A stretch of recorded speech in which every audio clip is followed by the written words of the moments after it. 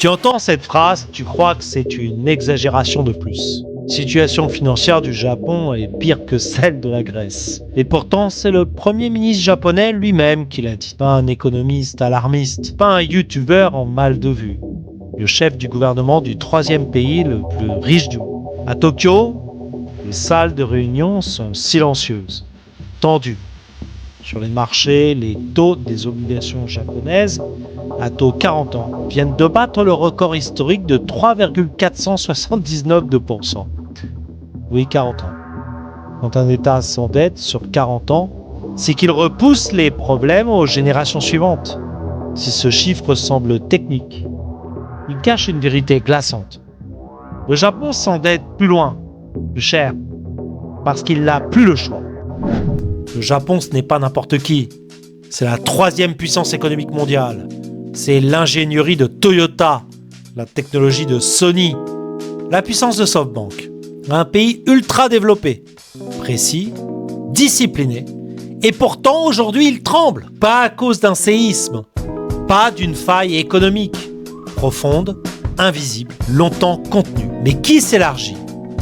Depuis 30 ans, l'archipel vit avec un mot, déflation. Un monde où les prix stagnent, baissent, où les entreprises hésitent à investir, où les salaires n'augmentent pas, où l'État s'endette pour maintenir l'illusion d'une stabilité. Depuis l'éclatement de la bulle immobilière dans les années 90, le Japon n'a jamais vraiment retrouvé de croissance solide. Il a empilé les dettes, les plans de relance, les politiques monétaires non conventionnelles. La Banque du Japon a acheté des obligations, puis des actions. Elle a imprimé de l'argent à une échelle que même la Fed n'aurait trouvée excessive.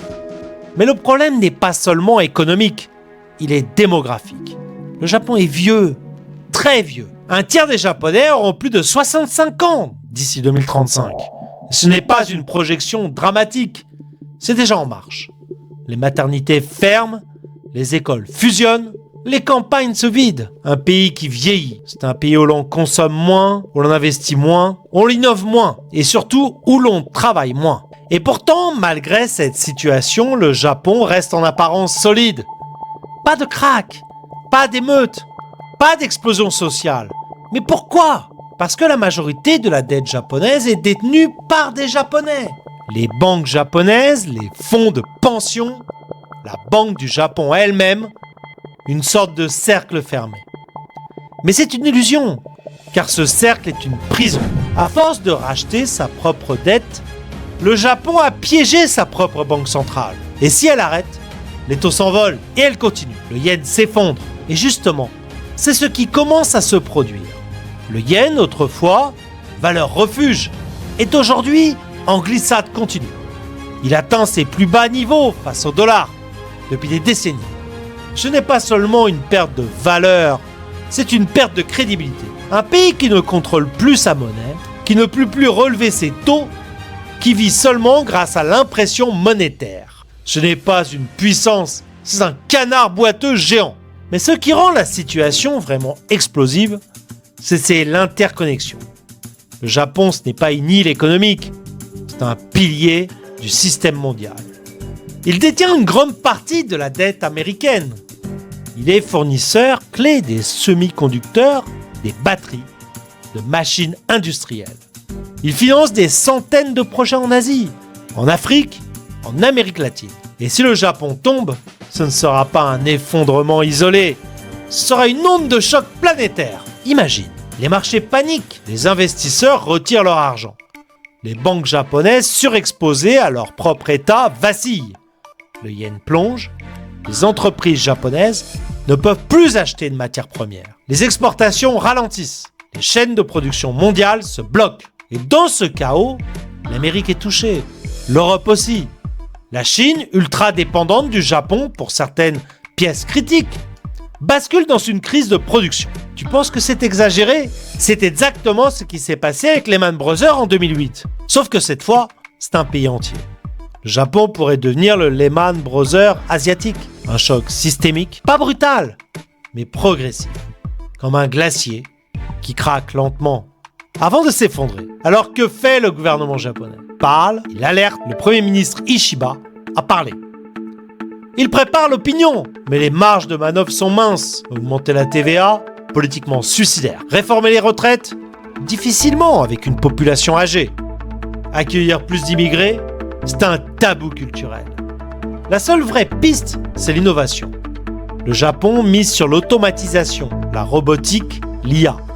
Mais là encore, il est concurrencé par la Corée, par la Chine, par l'Occident. Mais il y a une donnée que personne ne peut contourner. Le temps. Le Japon n'a plus le luxe du temps. Chaque année, la dette augmente. Chaque année, la population diminue. Chaque année, les marchés interrogent. Jusqu'au jour où ils ne poseront plus de questions. Ils fuiront. Et toi, tu regarderas les nouvelles.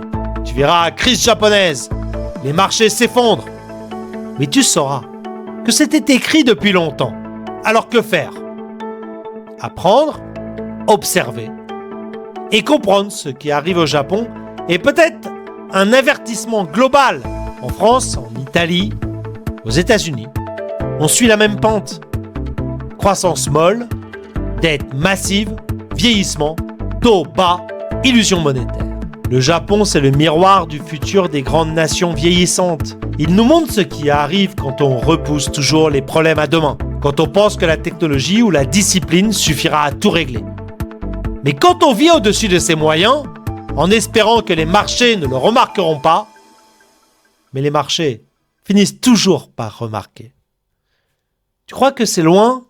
Regarde les courbes. Lis les rapports du FMI. Interroge les investisseurs. Ils le savent. Ils attendent juste l'élément déclencheur. Et maintenant, pose-toi cette question. Si la prochaine grande crise financière ne venait pas des États-Unis, mais du Japon. C'était Nico Stock. Tu peux continuer à voir ce que se cache derrière les graphiques, les banques centrales et les sourires de conférences de presse.